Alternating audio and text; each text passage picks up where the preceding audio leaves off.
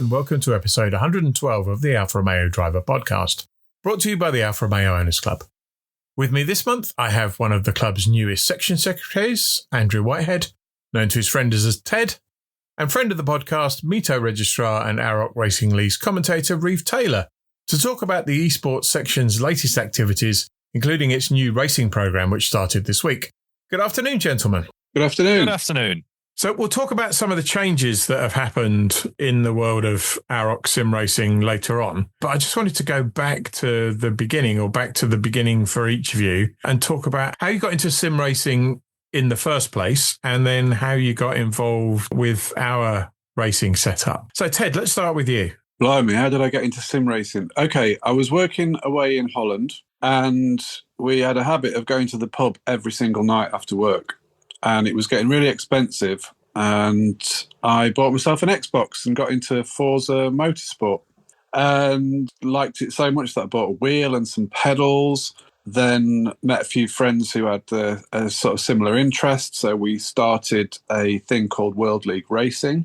Really decent bunch of lads. Beyond that, got into some sim racing with British sim racers on iRacing. And then through the Owners Club, stumbled across you guys, and that's where I've stayed. Brilliant. And I think I'm right in saying this. If I'm not, I'll have to edit this bit out. But I think Colin Cunniff, who's been on a couple of podcasts, you knew before you met him again in the AROC sim racing. Is that right? Yes, we used to compete against each other in the British sim racers leagues and a few GT things as well. Fiercely competitive, I hasten to add. It still is.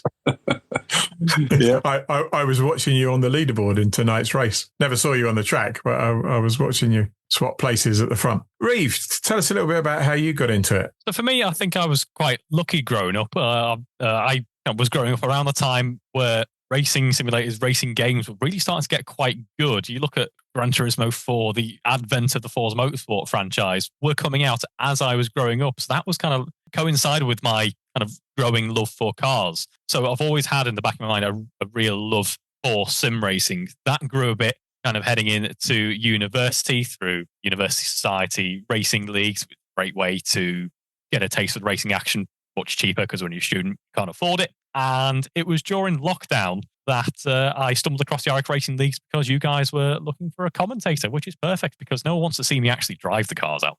Although when you have ventured out there, you're not too shabby. I take an all or nothing approach. Either I'm all four wheels are on the tarmac or often than not. So people who are involved or have been aware of our sim racing league will probably be familiar with Reeve's column in the magazine, which has been going, must be about a year now, isn't it? Ted, less so.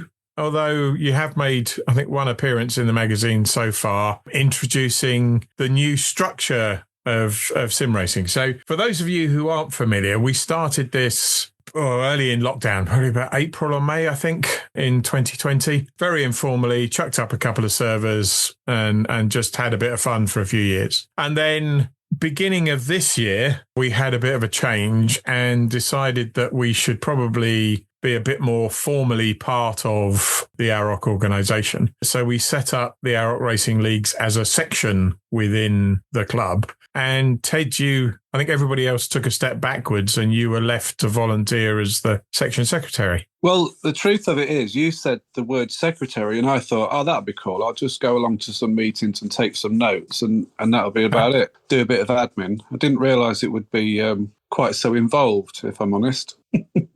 So I think you've teed up the next question. Since you've taken over, what has been involved? Well, as you know, you kind of did everything for so long. I mean, to the point where you'd learned how to set up the servers, to admin them, to liaise with some of the guys who were doing modding work on the circuits, worked out how to do some clever stuff with the cars in the background. And in all honesty, everybody else well, we had the luxury of just turning up and jumping in the cars and driving them. And I don't think, I know a few of the guys did some admin work on the servers, and we've done a little bit of media work in the background. And you've painted an awful lot of cars. And we've,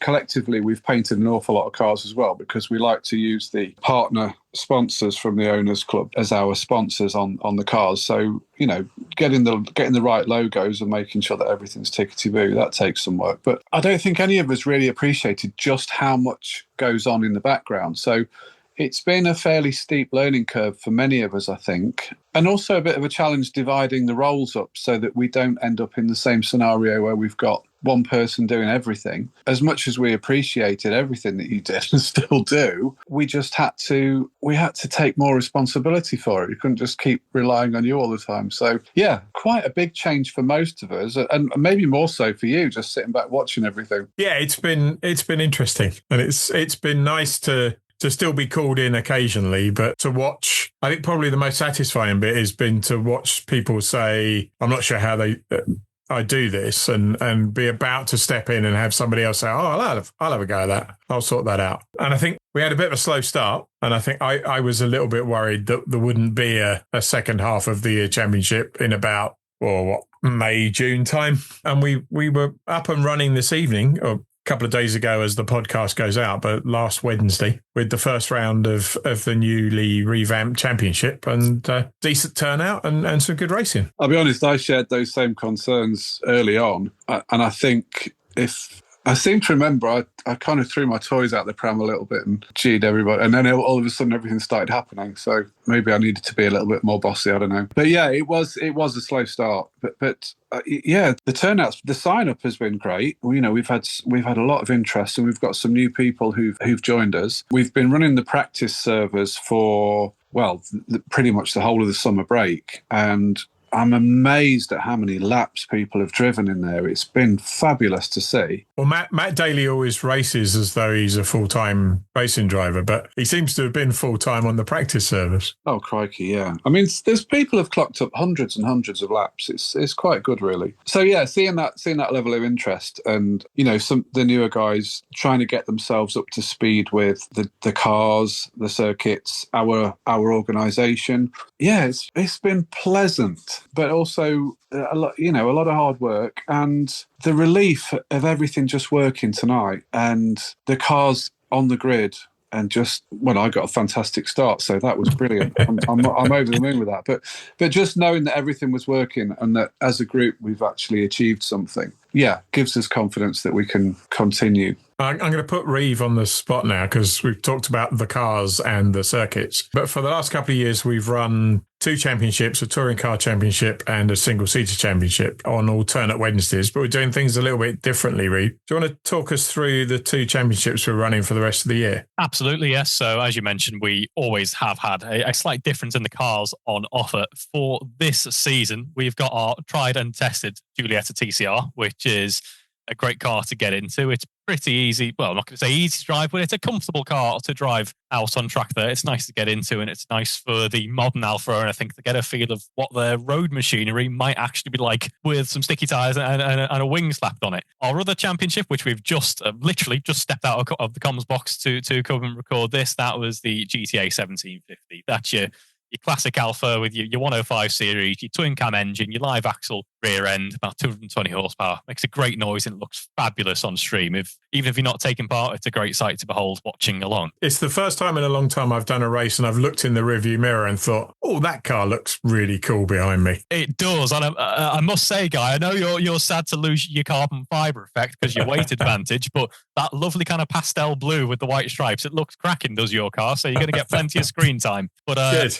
To go with those cars, we've also got some brilliant tracks as well. We're going back to our roots of some cracking British circuits, like so Cadwell, Anglesey. We've just been to Silverstone National, so plenty of exciting stuff coming up. That's quite a big change, because for the last couple of years, we've effectively followed the Formula One circuit. So regardless of whether we were doing touring cars or single seaters, we've tried to use the nearest Grand Prix circuit to to the weekend, or nearest Grand Prix weekend to the Wednesday that we're racing on for our races. But they're quite big, kind of sterile circuits. So I think it's quite nice to go back some familiar, tight, crowded grids on British tracks, Ted. Yeah, I think, the Formula One circuits are absolutely fabulous. And I'll still jump into those every now and again just for a little play. But I think with this season, what we really wanted to try and do was capture a little bit more interest from people outside of our community of racers. And I just thought being in cars that are recognisable within the club, particularly with the 105, because it's,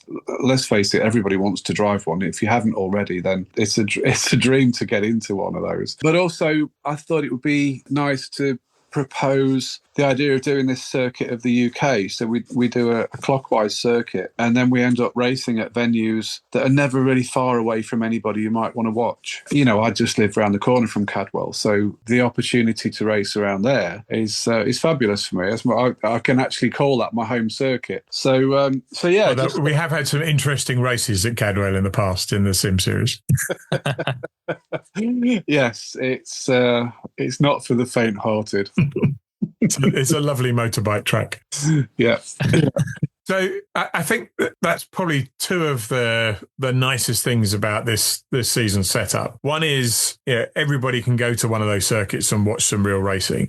The other one is that the two cars we're racing, it's pretty easy for most members of the club to go to one of those circuits and see one or other of those cars racing this year. So Jamie Thwaites is racing a Giulietta TCR in the Alfa Romeo and Italian Intermarque Challenge Series. I think that's the right championship series. AROC. Anyway, what was the ARCA championship? And there's so many chances to go and see a 105 race in classic and historic racing around the country. So you can either go along and watch them race and then be inspired and come and race them in the sim, or having raced the sim version, you can go and see the real thing in action, not very far away from home. So we talked about wanting to bring people inside the community. So I think probably one of the things that listeners aren't necessarily aware of is we've had a group of I guess the total group's about 25 people who've raced on and off since we started in 2020, and a core of 10, 11, 12 who are there most weeks and indeed make up the core of the section organisation that's put all of this together. But what we really wanted to do was to get that out to a bigger audience. I think last year, or the first half of this year, we had 10 people registered for our single-seater series, and often 5 or 6 turn up. And the Giulietta series was probably 12 registered, and 10 was a really good night. And I think we're currently at 14 for the 105 and 18 for the Giulietta. Yeah, that's going to make it quite. Maybe we should have gone with the Formula One circuits if we've got these bigger grids. Or Le Mans, or somewhere. No, it's.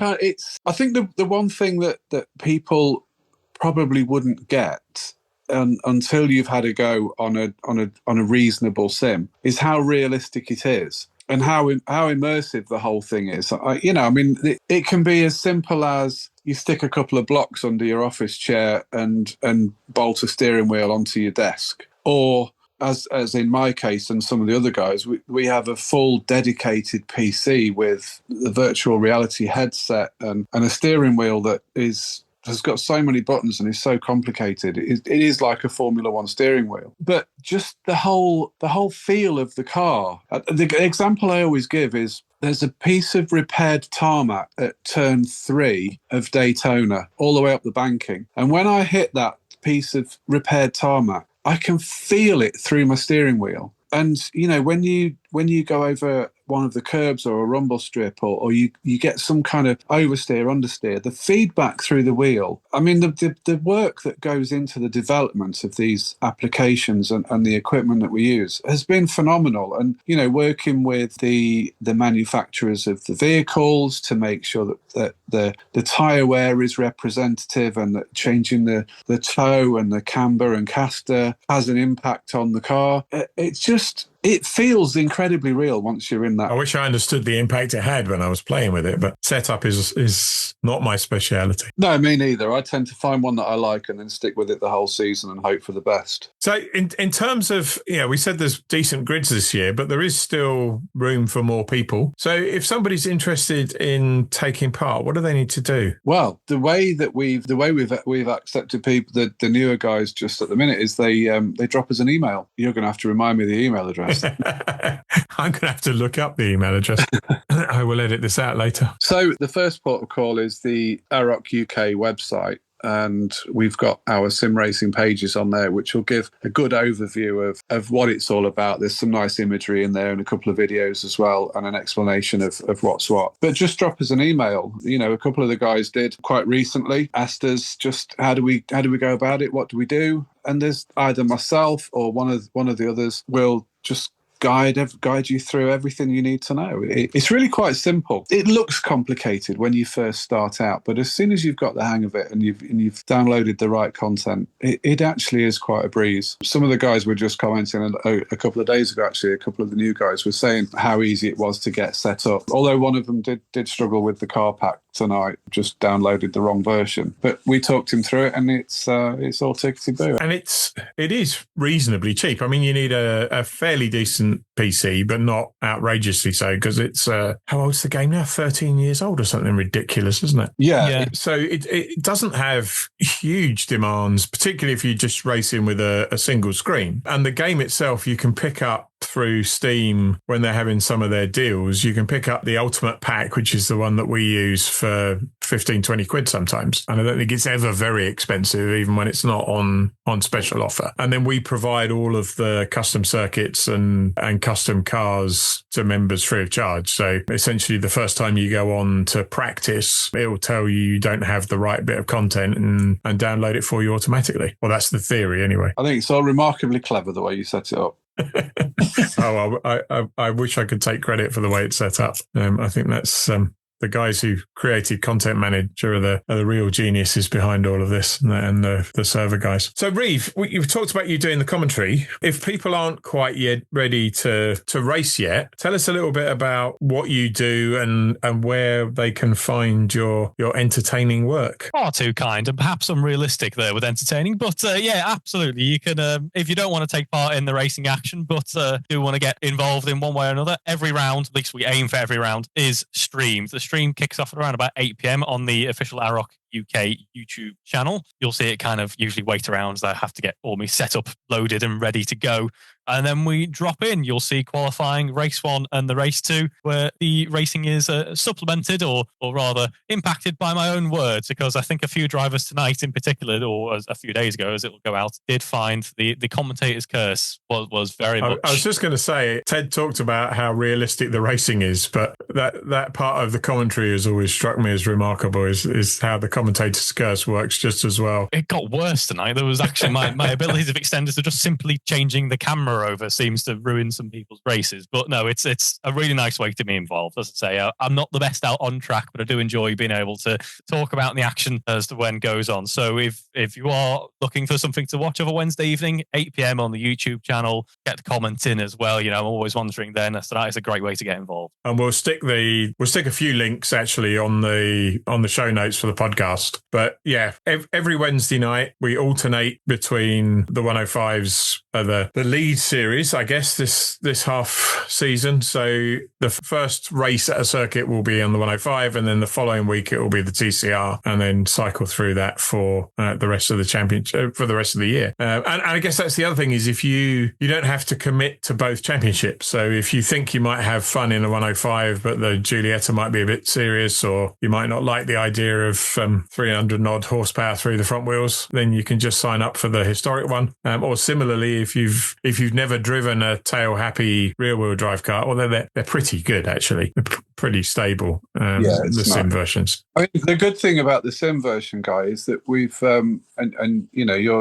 you've been able to help us a lot with this. Is that I know it seems a bit naughty, but we've added the ABS and traction control. So for those who are relatively new to the whole idea, it's made them a a heck of a lot more drivable. So that does help when you're first setting out on this sort of journey. I think, you know, some of the more experienced guys and girls don't use those assists anymore, but you know, it's always there as an option. Yeah, and ultimately it's quicker without, but it helps some of us get around the circuit at all. I think another important point is you mentioned Colin earlier and Matt, who are, you know, experienced racing drivers in real life. You know, I've spent, crikey, I don't know how many years messing around in simulators. So, you know, we've got a lot of experience between us, and there are a couple of others as well who really are. Andy Brammer's done some real racing as well, hasn't he? Yeah. So, you know,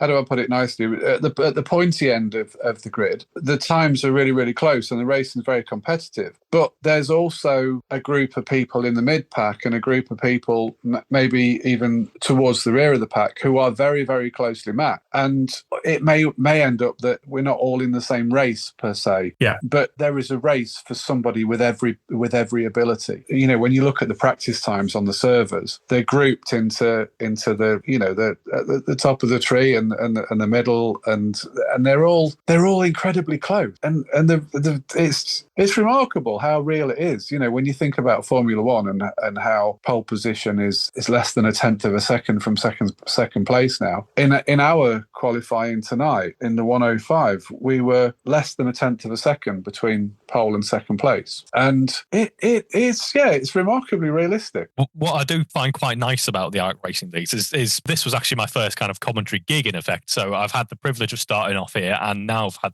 the arguably greater privilege of other places now picking me up from it. So huge thanks goes to AROC for that. But that means I've been able to go into other sim racing leagues and kind of compare and contrast. What I like about the AROC Racing Leagues, what makes it different, goes back to what we were saying really early on, is that there's, especially these days, there's more of a community kind of sense and a feeling about it. You know, there's not one or two kind of championship organisers. Here's how it's going to run. Here's the car we're driving. Is that we're all working together on it. So it's everyone's kind of championship. You know, we don't run stewards. We don't have massive drivers meetings at the end to say, oh, you know, you've gone out of track limits here. You've been very naughty indeed. So what we do is we just drive fairly. We all want to make sure our championship works, and it means that there's a nice community around it. Yeah, and I think there was an interesting evolution there because we did have stewards. I guess probably not the first couple of series we ran, but quite early on we introduced stewards, and I do think a lot of the fact that it's the same core of drivers and the fact that we are all so well behaved, I think is at least in part down to the fact that early on we were a bit stricter and would, you know, call people out for bad driving, and one of the reasons we stopped doing it was because we didn't feel we needed to anymore. But yeah, it is quite a relaxed setup. Yeah, the earlier years with the stewarding, I think that was more of an educational thing than a punishment system. Yeah, and it has improved the way we all drive and respect each other. But you know, the mixed fortunes of racing. You know, I got a really good start in the first race tonight and found myself in the front and was fortunate enough to lead all of the way once I'd got into the front. In the second race, I was pretty much nowhere. I got turned around 3 times and said some naughty words. Yeah, the mixed fortunes, it's incredible. But what happens is at the end of the race, we all stay in our little chat room in Discord and we laugh and joke about it. You know, I was frustrated at the time, having been spun around, but it's all forgotten at the end of the race. Because there's no expensive bill to pay, bashing the rear wing back out or replacing it. And, you know, there is no trip to the stewards and, you know, a fine to pay. We're just a nice community who get on and race really hard and competitively, but it's all friends at the end of it. So and I think that's an aspect that, you know, it isn't as realistic as some of the other stuff, but I think adds a lot to it and probably people who haven't raced aren't aware of. So we do have a Discord channel connected to the series, which isn't just a text chat forum between races. It's a live audio chat during the races. And there's some quite good banter on it. I would say probably 90% of the race, it's silent because everybody's concentrating on what they're doing. It's probably a bit noisier in qualifying, actually. But there's still some quite good interactions between the drivers during the races sometimes. I could certainly hear your spotter telling you that it was spinning up the inside rear of the field. It's the advantage of a VR headset with exposed headphones and a good mic. But it's all good fun. We've talked a fair amount about tonight's race, which was good fun in the 105s and the 1750 GTAs. This podcast goes out in between two rounds, or in between the first round of the historic series and the first round of the touring car series. So if you do want to catch some racing, next Wednesday from about 7:30, probably near 8 by the time qualifying comes on our YouTube channel, it's round 1 of the touring car series, which is the Giulietta TCR, and that's again on the Silverstone National Circuit. So come along, have a look, maybe leave some comments, and we'll maybe get you signed up for some races later in the year. It's been really great having you on, gentlemen. I'm still exhausted after my first race of the season. My arms are killing me, but it's been a pleasure talking to you, and see you on the grid next week. Take care. Yep, see you next week. Thank you very much. That's it for this episode. We'll be back in 4 weeks' time on Sunday, October the 5th. Episode 113 will be available to download from 1:30 p.m. from the club's website, YouTube, Spotify, Podbean, Podcast Addict, Apple Podcasts, and everywhere else good podcasts are found. Until then, stay safe.